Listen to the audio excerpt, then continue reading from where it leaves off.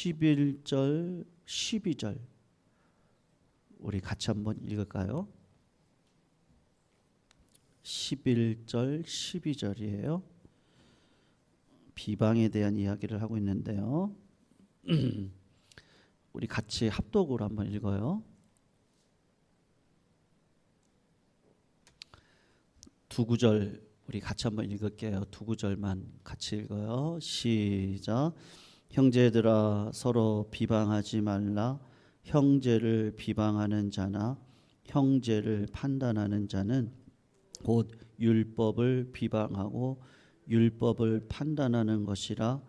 내가 만일 율법을 판단하면 율법의 준행자가 아니요 재판관이로다. 12절이요. 입법자와 재판관은 오직 한 분이시니 능히 구원하기도 하시며 멸하기도 하시느니라.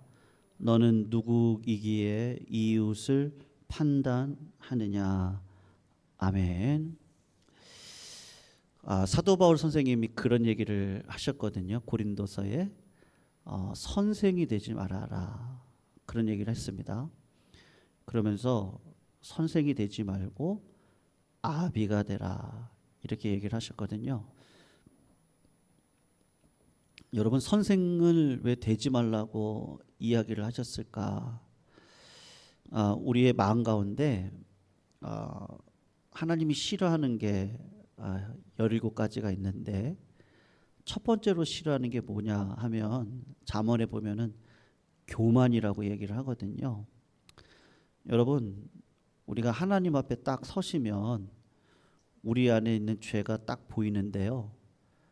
그것 가운데 가장 큰 죄가 뭐냐 했을 때 우리가 교만을 우리 성도님들의 각 심령의 마음마다 있다는 것을 깨닫게 됩니다. 이거는 예수님이 빛이신데 빛 대신 주님 앞으로 이렇게 나가오시면 우리는 의인이 아니잖아요. 죄인이기 때문에 우리 안에 있는 온갖 더러운 것들이 보이는데 그 정중앙에 있는 게 뭐냐 하면 이 교만이라고 하는 큰 죄가 있습니다. 여러분 교만은 내가 하나님이 되려고 하는 어떤 욕망의 발로가 교만으로 드러나거든요. 그러니까 내가 하나님이죠. 그러면은 판단을 누가 하는 거예요?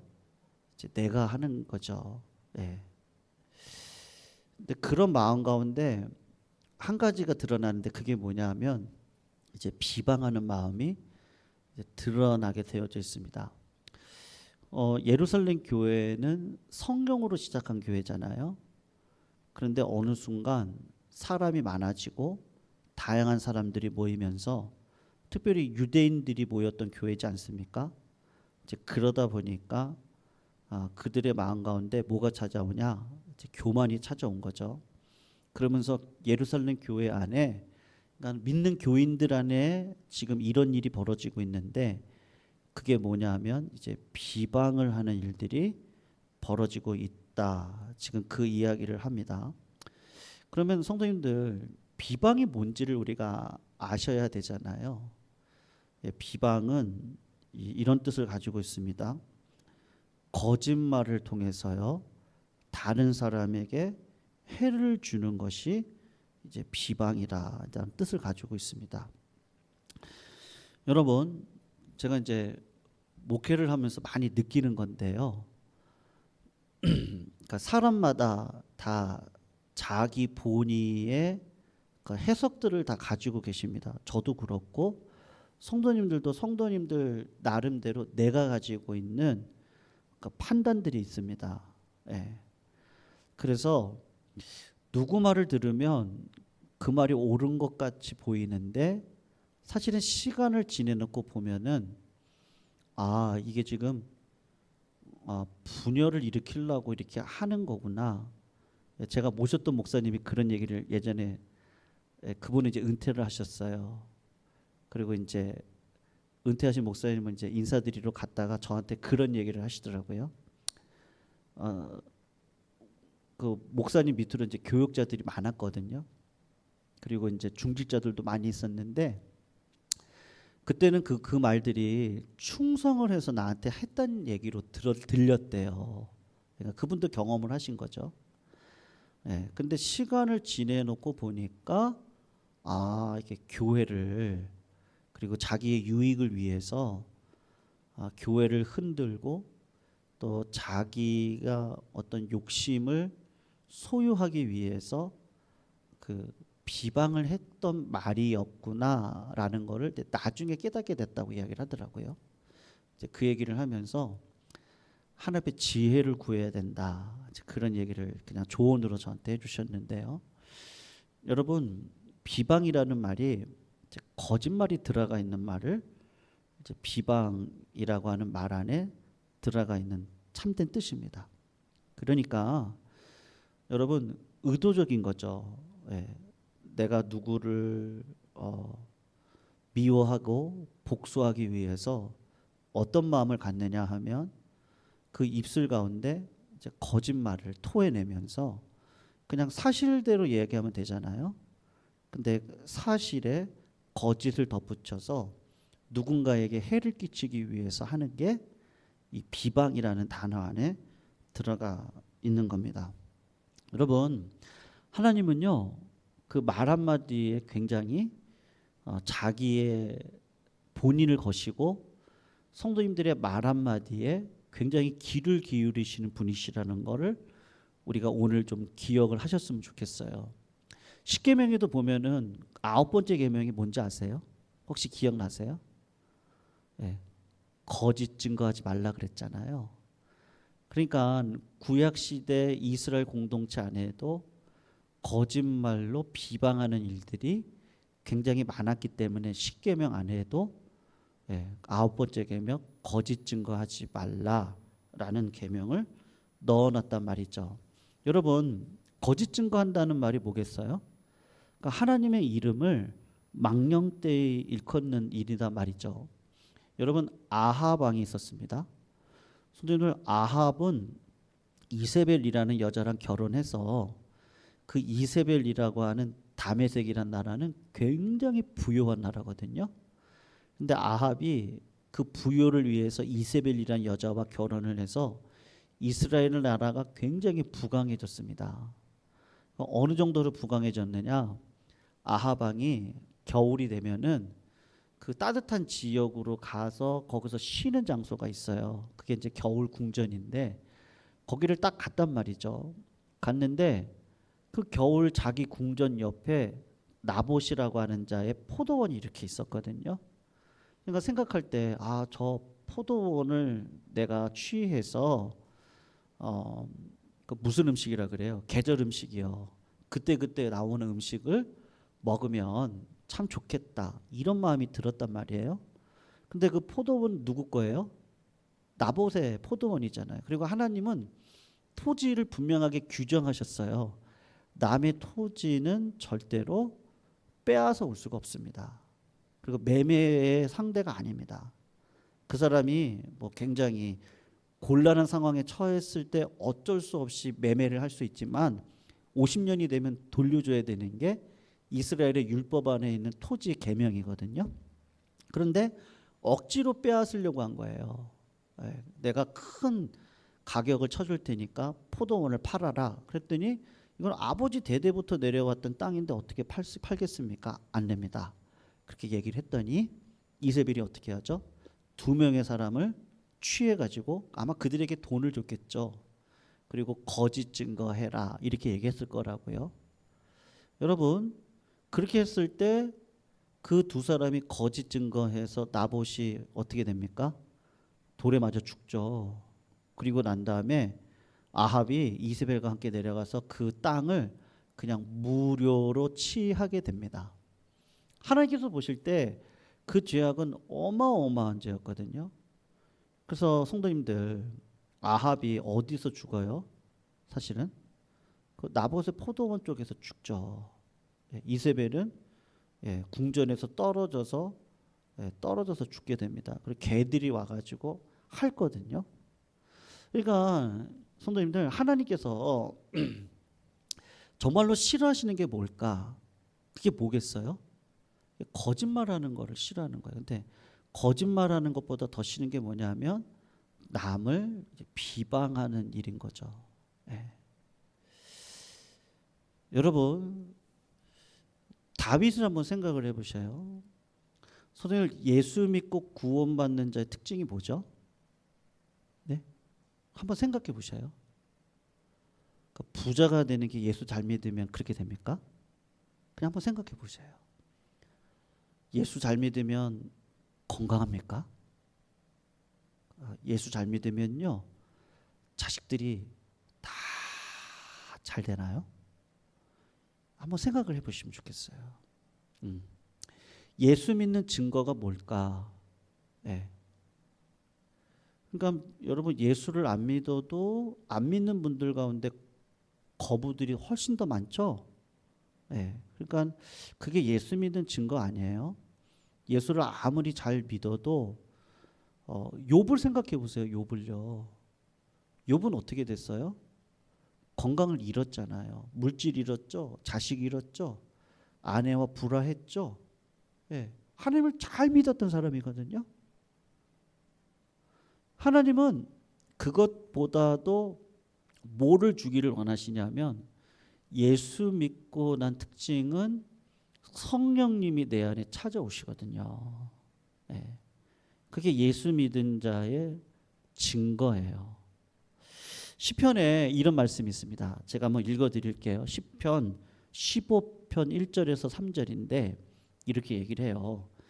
여호와여 주의 장막에 머무를 자 누구 오며 주의 성산에 사는 자 누구 오니까 이렇게 얘기를 하거든요. 그래서 하는 얘기가 이거야. 정직히 행하며 그리고 공의를 실천하며 그의 마음에 진실을 말하며 그의 혀로 남을 허물하지 아니하고 그의 이웃에게 악을 행하지 아니하며 여기서 이런 말이 나오죠. 그의 이웃을 비방하지 아니하며. 예.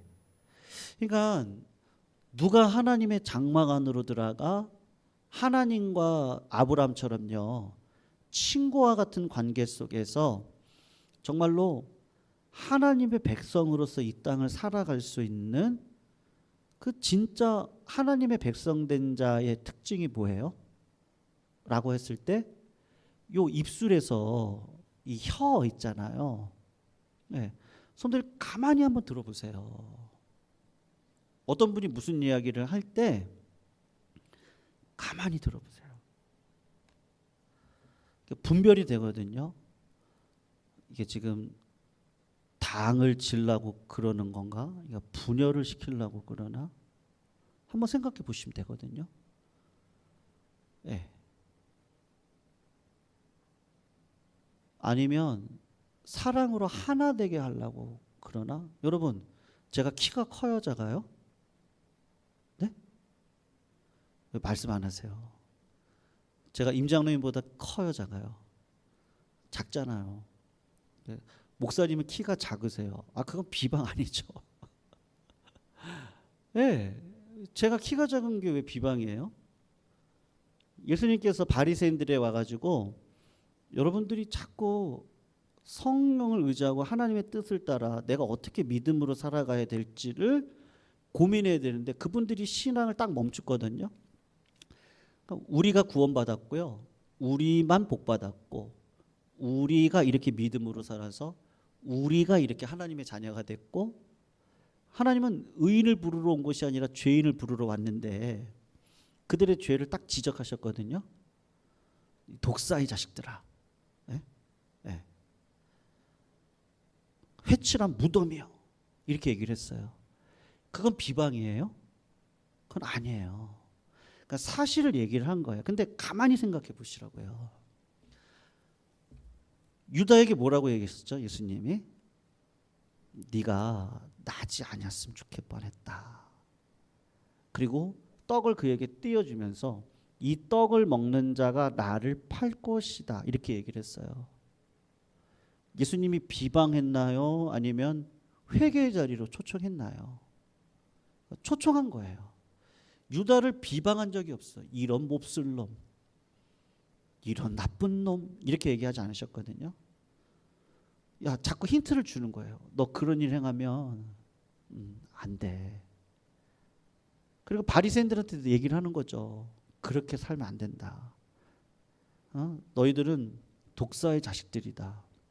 하나님의 뜻을 따라서 믿음 안으로 들어오라고 하는 하나님의 예수님의 초청이었지 그들을 갈라치게 하려고 하는 게 아니었거든요. 그러니까 가만히 보시라고요.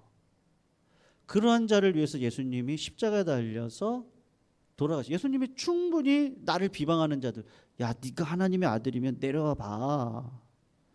비방했던 자들에게 내 속 마음이 편하려면 어떻게 하면 좋겠어요? 내려와가지고 이놈들 욕을 한번 확 해대고 그리고 올라가시면 좋잖아요. 근데 예수님은 십자가에서 아무 말도 안 하시고 십자가를 지셨단 말이에요. 왜 그러신 거예요? 하나 되게 하기 위함이란 말이죠. 어떤 사람의 잘 알지도 못하는 거예요. 사실은요. 제가 이렇게 보면은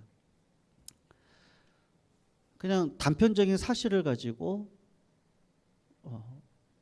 스티븐 코비가 그런 그 뭐 책 안에 이런 얘기를 썼던 기억이 있거든요. 제가 그 예화가 뭐냐면 전철 안에 어떤 아버지가 아이들을 데리고 탔는데 애들이 그냥 막 전철 안에서 막 뛰어놀고 막 다리를 쾅쾅거리고 점프를 하고 막 그러는 거예요.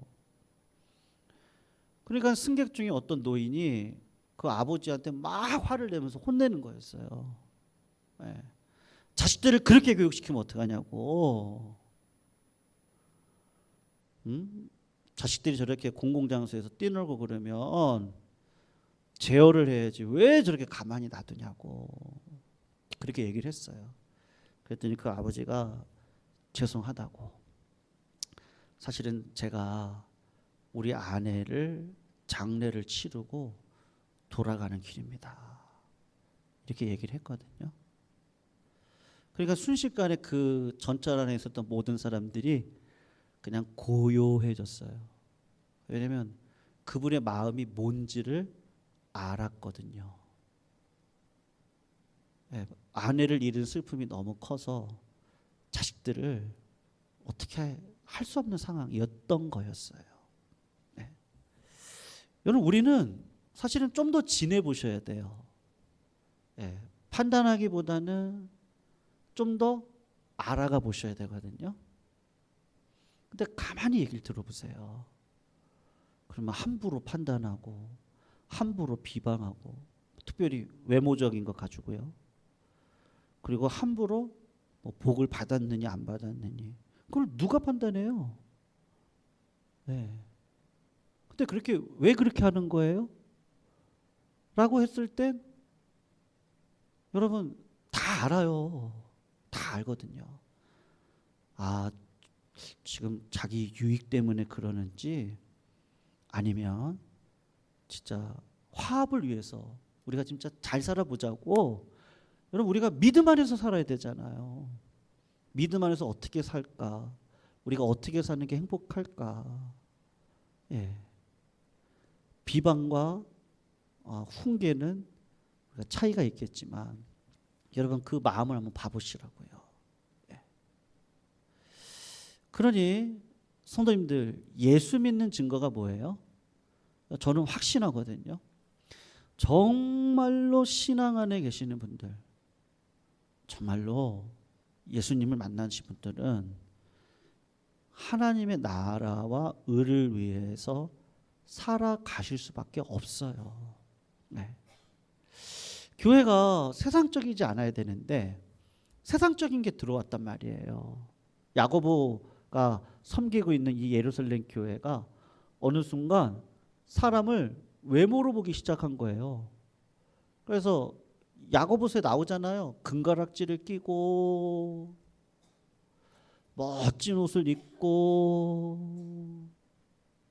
그러니까 교회 안에 들어오신 분들한테는 아유 어서 오시라고 어서 오시라고 저 상석으로 앉으시라고. 네. 가난한 자가 왔는데 아이고 뭐든지 말든지 아무 데나 앉으셔. 예루살렘 교회가 성령으로 하나 된 교회였는데 유무상통했던 교회였잖아요. 니께 내께 없었던 교회였는데 어느 순간 그 교회 안에 세상의 철학이 들어와서 있는 자 없는 자를 가르고, 학식이 있는 자와 또 없는 자를 가르고, 신앙생활을 오래 한 사람과 그렇지 않은 자를 가르고, 직분자와 그냥 일반 성도님들을 가르고. 왜 그런 거예요? 라고 하면 진짜 성령을 못 받았든지 예수님을 못 만나셨든지 그런 거 아니겠어요? 그래서 성령의 열매를 한번 생각해 보셔요. 성령의 열매는 뭐예요? 우리 9가지 열매 있잖아요. 사랑, 희락, 화평. 오래 참아야 되죠? 여러분 오래 참아야 돼요. 저도 빨리 안 바뀌는데 여기 계신 모든 분들이 다 빨리 바뀌시겠어요? 오랜 세월을 두고 하나님이 바꿔가셔야 되거든요. 오래 참고 자비, 양선, 충성, 온유, 절제. 다 뭐예요? 여러분 천국 가면 비방하고 비난하는 사람들이 있겠어요? 천국에서? 천국 가서 원망하는 사람들이 있겠어요? 아마 천국은 그렇지 않을걸요? 모든 게 다 선이니까요. 근데 믿음의 사람이 이 땅 가운데 하나님의 나라가 이미 임했고, 그러나 아직은 완성의 단계가 아닌 이 시대 속에서 이 하나님이 굉장히 귀를 기울여 들으시거든요. 내가 의도적으로 깨트리려고, 분열시키려고, 이간질하려고, 내 유익 때문에, 그건 다 뭐예요? 내 안에 뭐가 없는 거예요? 성령이 지배하지 않는 거죠. 그러니까 여러분 예수 믿는 자의 특징은 성령의 열매를 맺을 수밖에 없는 성령이 내 안에 들어와 성령과 함께 동행하며 성령에게 귀를 기울이며, 왜요? 성령이 말할 수 없는 탄식으로 나를 위해 간구하고 있거든요. 그러니까 여러분 믿음의 생활은 실제고 하나님이 말씀해 주시고, 기도하면 하나님이 임재하셔서 나와 동행하여 주시고, 담대하라 두려워 말라 말씀해 주시고, 기다려라 또 다른 남풍이 불어오면 하나님이 일을 진행해 주시리라, 뭐 그런 말도 듣고, 그리고 어떻게 살아가는 거예요?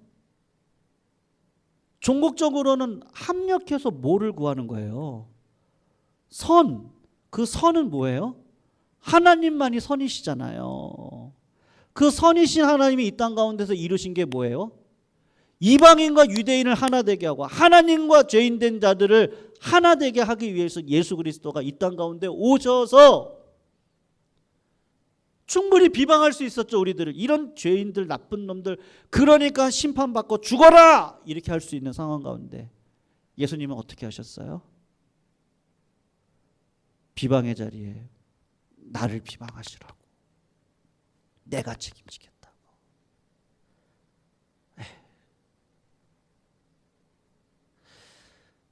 여러분 신앙생활이 도대체 뭐예요? 저는요, 제가 청년부 옛날에 가르치면서 그때 구호를 이렇게 했거든요. 제가 청년부들한테 그렇게 얘기했어요. 여러분들 저를 만나셔서 복 받으셔야 됩니다. 전 꿈이 있어요. 제가 만나는 사람들이 10명 이상은 다 복을 받으셨으면 좋겠어요. 저보다 잘 되세요. 10년 뒤에 만나면 여러분 그때 우리의 만남이 정말 복이었다고, 즐거움이었다고, 행복이었다고 그렇게 말할 수 있었으면 좋겠어요. 여러분들 우리 남을 위해서 삽시다. 복의 근원으로 삽시다. 여러분들이 들어가는 학교 안에서 10명의 사람들이 여러분들이 행복했으면 좋겠습니다. 여러분들이 직장 생활하면서 여러분 주변에 있는 10명의 사람들이 여러분 때문에 행복했으면 좋겠어요. 네. 뭐가 영향력 있는 인생이에요? 살만 나는 거죠. 내가 저분을 만나면 힘을 얻고요. 내가 저 사람에게 힘을 주고요. 네. 그러니까 믿는 자의 특징이 뭐예요? 믿음의 사람들이 어느 곳에 들어가든지 그 자리 안에서 사랑의 화목의 그 은혜의 그 물줄기를 흘려보내고 살아가는 신자된 모습, 그게 예수님의 모습 아니겠어요? 그러니까 예수님이 뭐라 그랬죠? 나를 따라오려거든 어떻게 하라고요? 자기를 부인하고.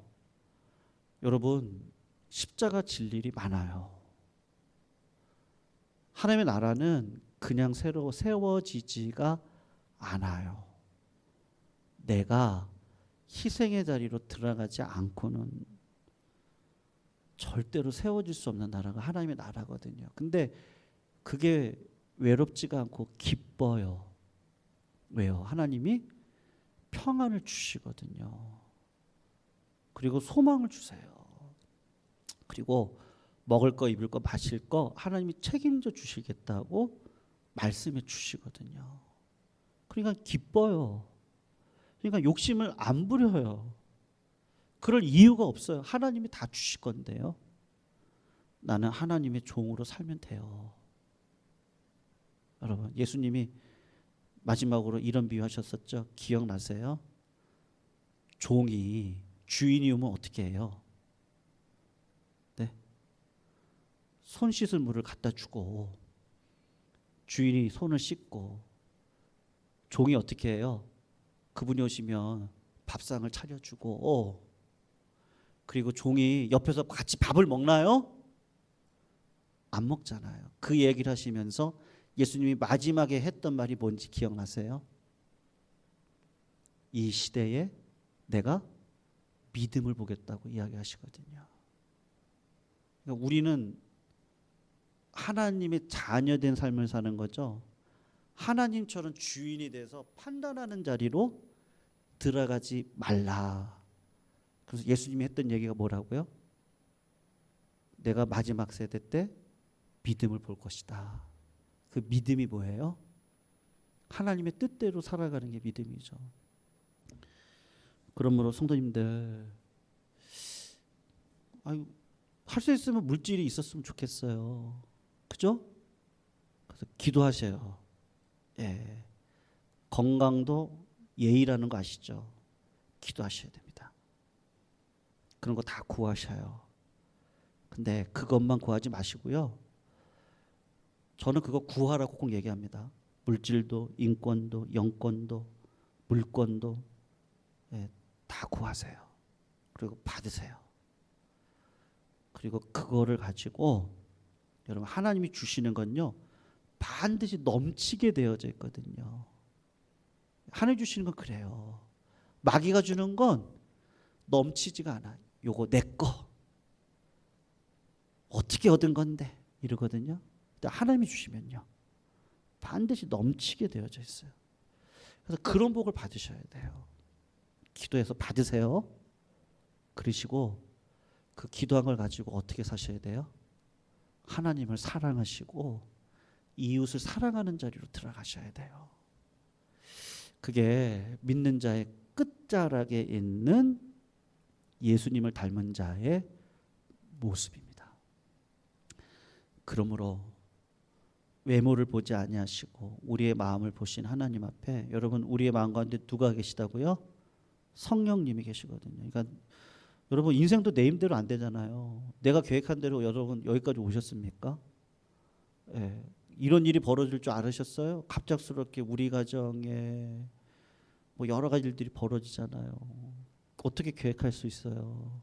인생도 내 마음대로 안 되는데, 예, 신앙도 똑같거든요. 내 힘으로 안 돼요. 이는 힘으로도 안 되고 능으로도 안 돼요. 오직 여호와의 신으로 말미암기 때문에 하나님이 성령을 구하라고, 그리고 성령을 받은 자들이 하나님의 자녀된 인생을 살아갈 수 있거든요.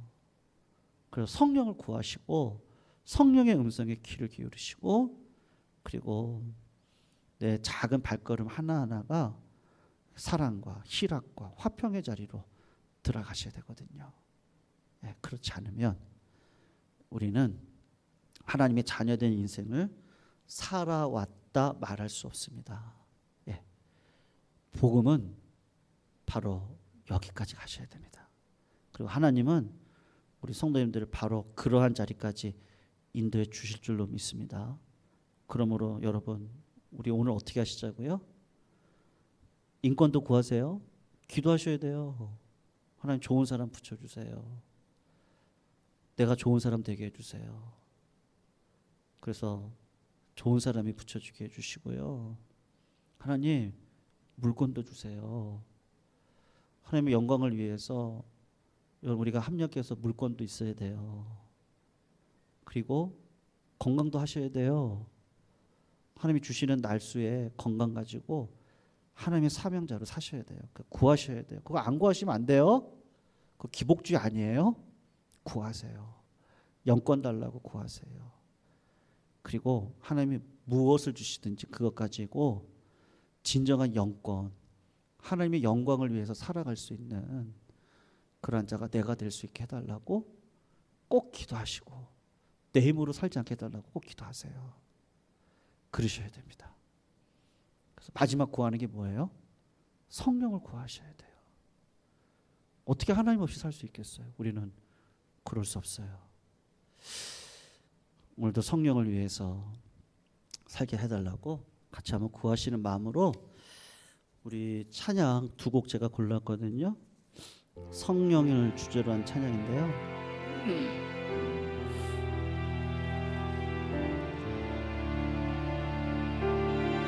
같이 찬양하실게요. 주님의 성령 지금 이곳에 임하소서.